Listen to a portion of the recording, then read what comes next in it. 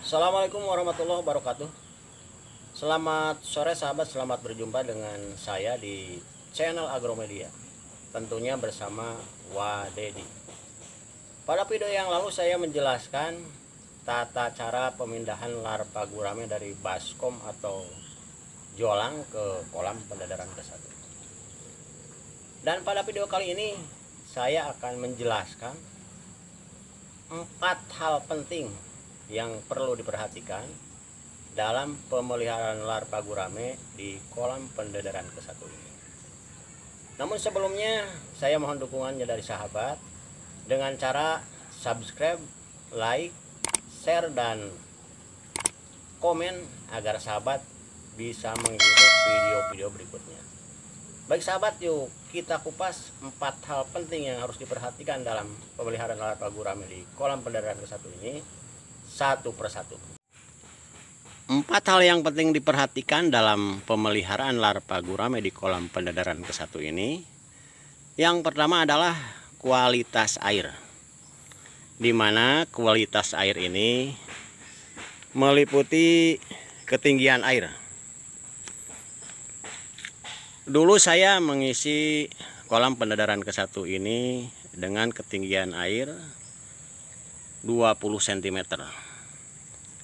Dan saya akan pertahankan ketinggian air itu selama kurang lebih 30 hari atau 1 bulan di kolam pendadaran ke-1 ini. Seandainya air surut atau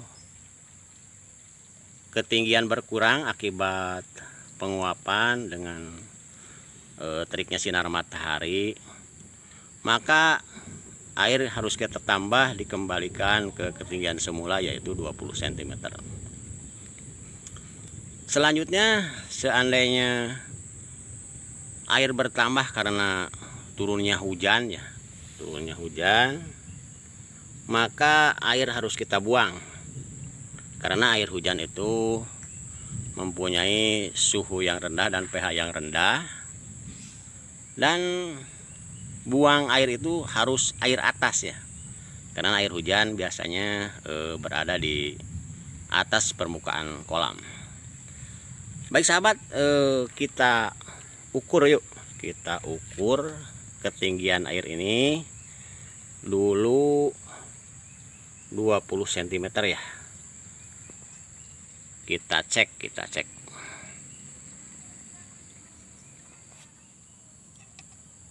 Kita cek nih dengan alat sederhana nih, dengan penggaris nih, dengan penggaris saja.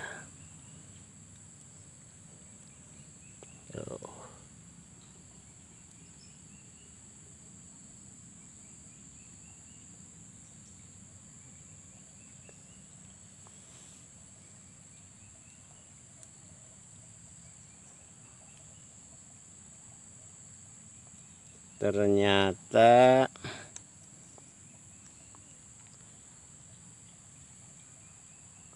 dua 20 cm kurang sedikit ya, kurang sedikit.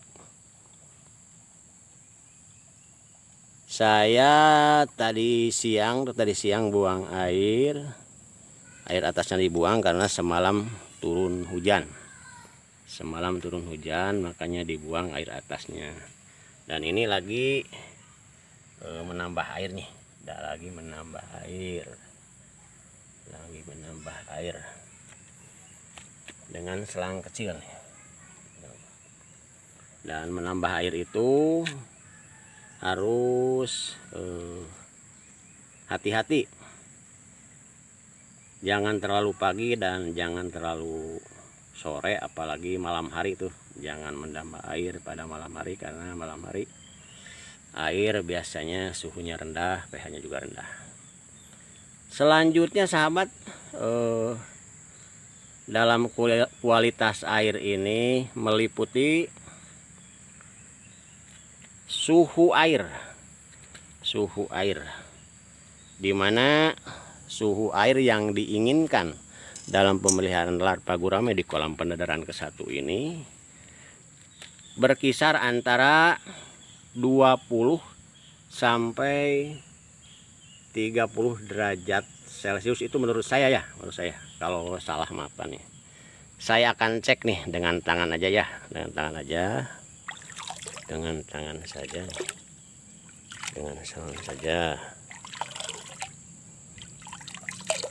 suhu air di kolam pendadaran ke-1 punya saya ini nih kurang lebih 25 derajat Celcius. 25 derajat Celcius karena tadi malam habis hujan ya. Tapi ini rasanya masih cukup lah untuk pemeliharaan larva gurame di kolam pendadaran ini. Sementara suhu yang bisa digunakan dalam pemeliharaan larva gurame di kolam pendadaran ke-1 ini berkisar antara 20 sampai 38 derajat Celcius. Itu menurut saya ya, menurut pengalaman saya gitu. Selanjutnya masalah kualitas air itu meliputi pH air.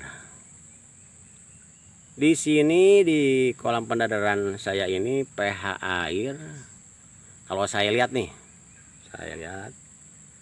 dan saya raba, saya pegang, kurang lebih 6,5 derajat nih.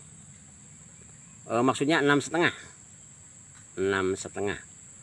karena ini kena air hujan ya, semalam kena air hujan. Warna juga agak kekuningan sedikit nih, tapi nggak masalah lah, soalnya masih bisa digunakan untuk mendadar larva gurame nih. Sementara pH yang diinginkan dalam kolam pendadaran ke-1 ini berkisar antara 6 sampai 8 ya, 6 sampai 8. Jadi ini masih bisa digunakan dan larva bisa hidup, bisa besar. Itu masalah kualitas air ya sahabat.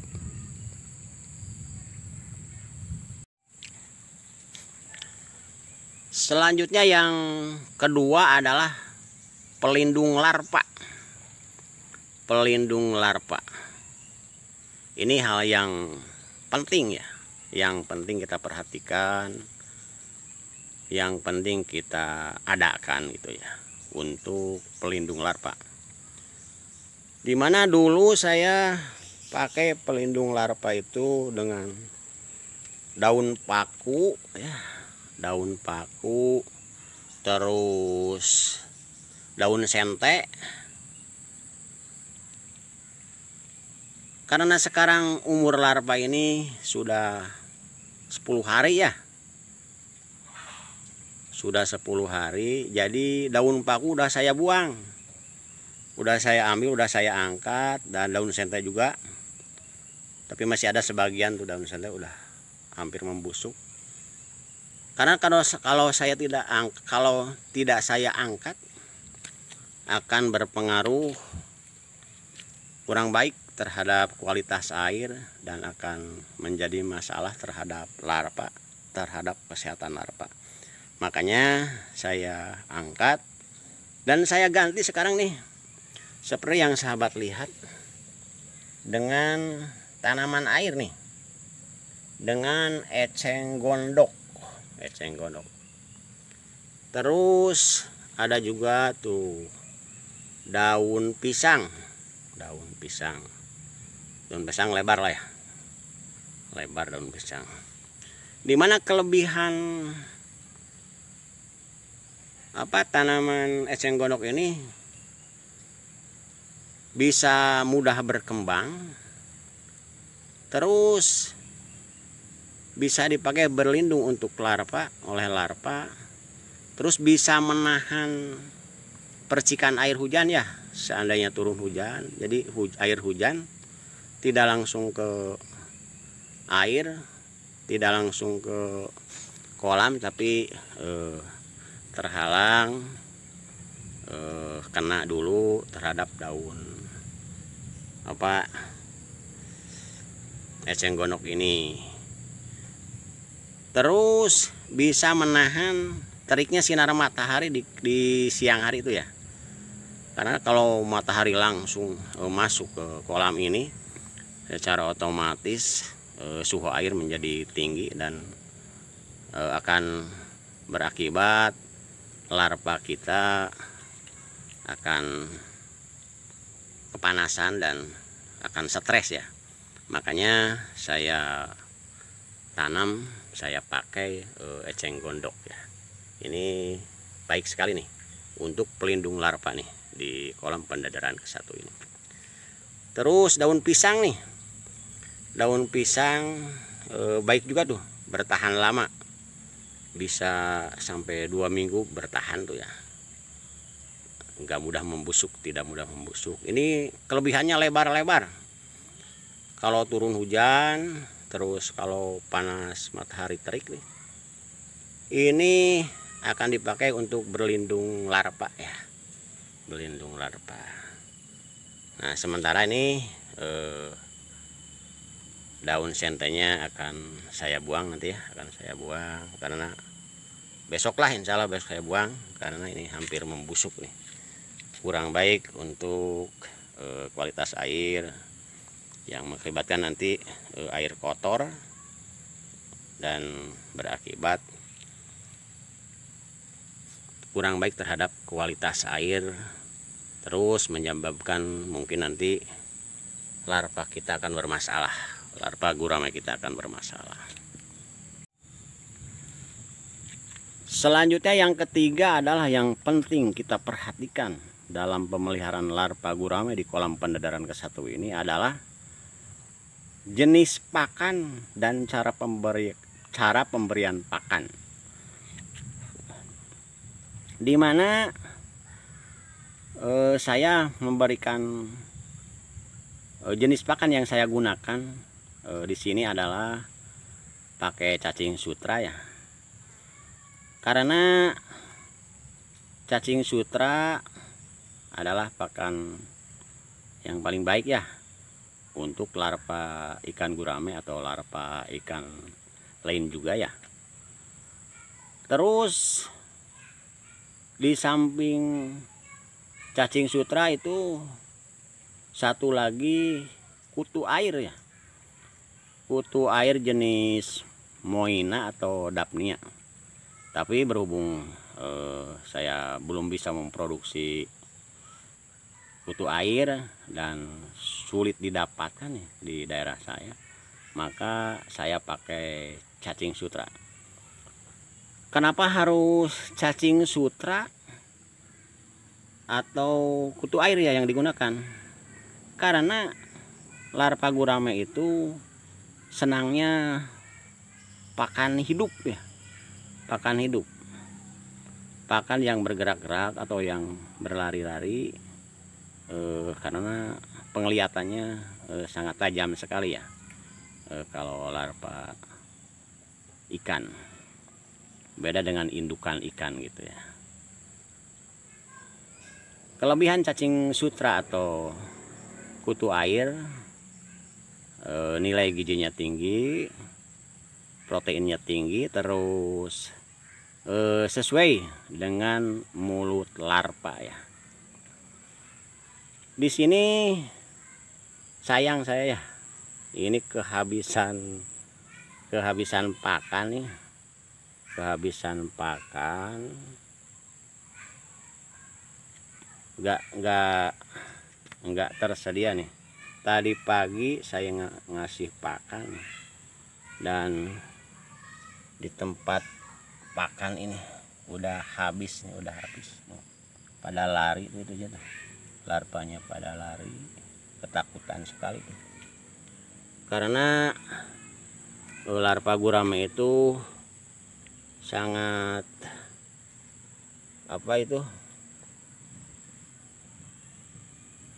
penakut sekali itu terhadap bayangan atau suara-suara yang mengagetkan. Di sini nih tempat ini nih habis juga tuh pakannya tuh, sudah enggak ada. Besok saya akan cari ya, akan beli.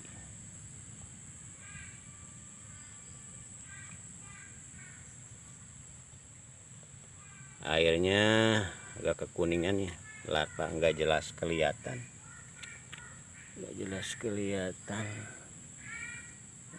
paling cuman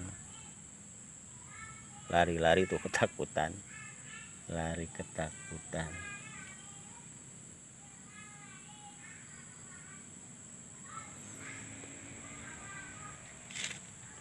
coba di tempat lain,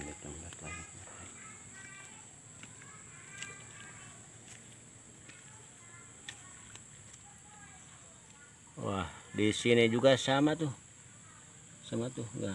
nggak ada pakan tuh, habis pakannya, habis.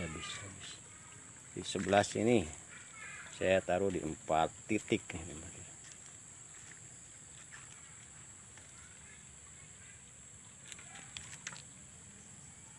Wah, ini juga sama tuh, nggak ada, habis. Tapi gak masalah lah, besok saya cari cacing sutranya malam hari biar dia nggak makan, biar istirahat. Memang larva gurame ini sifatnya itu suka makan terus menerus tuh, siang makan, malam juga makan gitu. Sifat gurame itu begitu. Besok sajalah saya cari pakan cacing sutranya.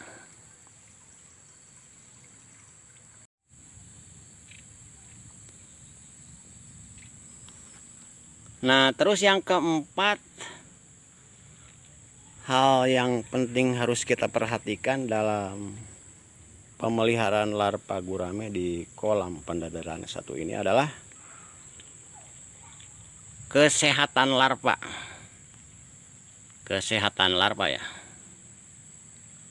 Dimana larva bisa dibilang sehat seandainya nafsu makannya tinggi atau bagus ya, baik.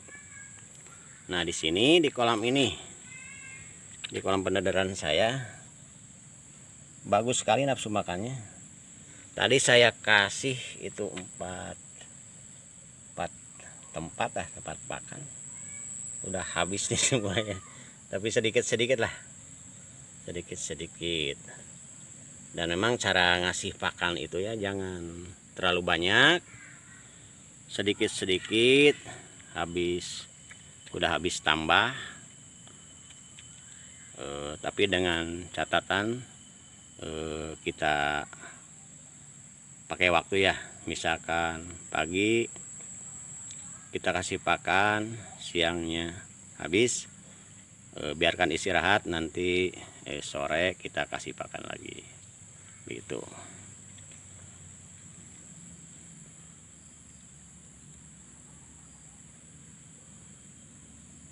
Tuh.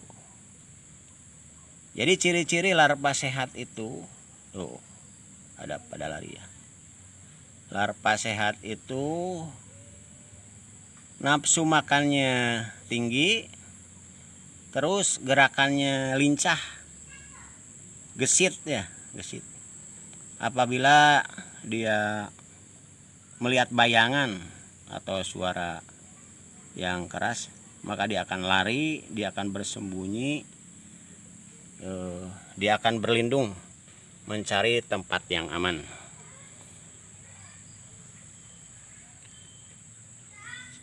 Baik sahabat nih, sementara pemeliharaan larva gurame nih di kolam pendadaran ke-1 ini akan saya pelihara kurang lebih 30 hari atau paling lambat 40 hari ya. 40 hari. Karena nanti kalau sudah 30 hari atau 40 hari melihat kondisi larva nanti akan saya pindahkan ke kolam pendedaran kedua.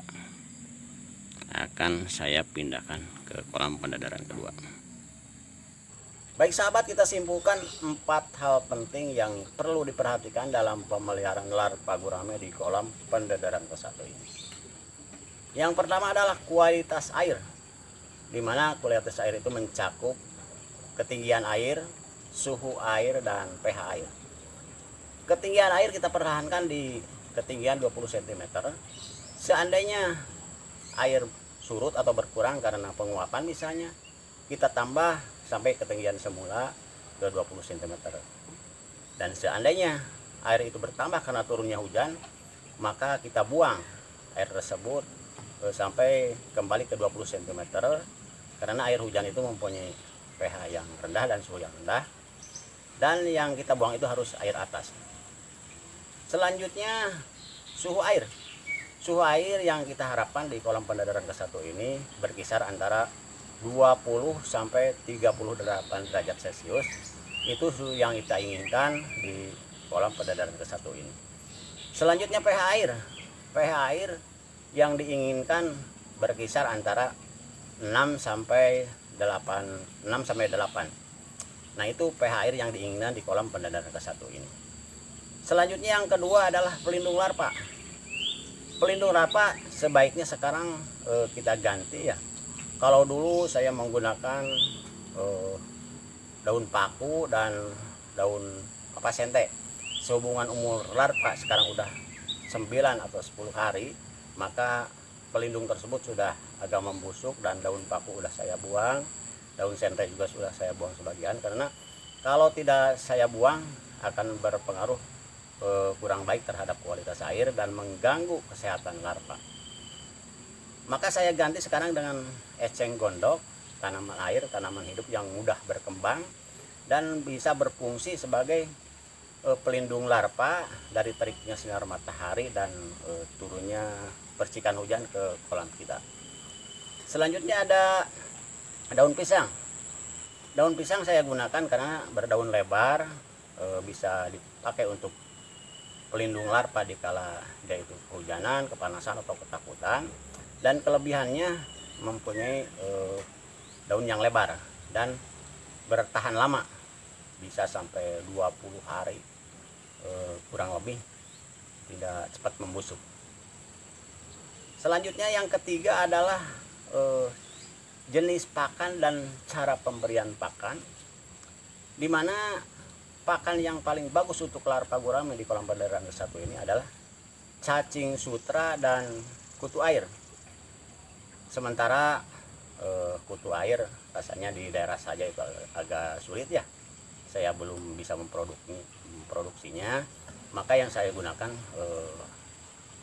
cacing sutra, di mana cacing sutra atau kutu air ini mempunyai kelebihan. Pertama, proteinnya tinggi, dan yang kedua adalah ukurannya sesuai dengan mulut larva.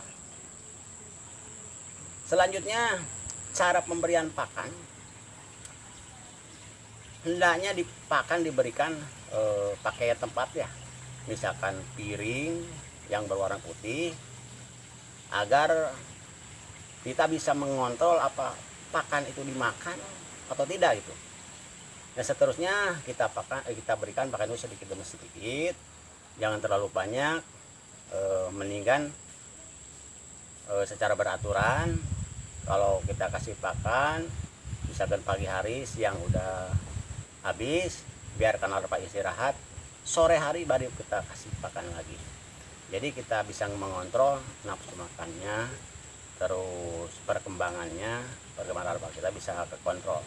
Seandainya kita kasih pakan sekaligus, karena larva gurame itu sifatnya terus makan ya, hobi makan, maka kita ketakutan akan terjadi kebanyakan pakan atau terjadi overfeeding yang akan berakibat kurang baik terhadap kesehatan larva. Mungkin kebanyakan makan, terus larva kita itu bisa sakit. Selanjutnya yang keempat, yang terakhir adalah kesehatan larva, di mana kesehatan larva ini larva bisa dibilang sehat seandainya nafsu makannya tinggi, terus gerakannya lincah. Bila mendengar suara keras maka dia akan lari, atau melihat bayangan larva itu akan lari berlindung ke pelindung larva. Dan sebaliknya, seandainya larva kita nafsu makannya berkurang, terus gerakannya loyo, apalagi tidak mau makan, berarti itu tanda tanya larva kita ada masalah, larva kita sakit, apa dari kebanyakan makan atau kualitas air yang kurang baik. Nah itulah sahabat, 4 hal penting yang harus kita perhatikan dalam pemeliharaan larva gurame di kolam pendadaran ke-1. Semoga video ini bermanfaat, dan saya ingatkan ya, sahabat harus banyak mengontrol larva pemeliharaan kita itu di setiap saat, baik pagi hari, siang hari, sore hari, ataupun malam hari. Semoga video ini bermanfaat, dan terus dukung channel ini dengan cara subscribe, like, share, dan komen. Mohon maaf atas segala kekurangannya. Sampai jumpa di lain video. Wassalamualaikum warahmatullahi wabarakatuh.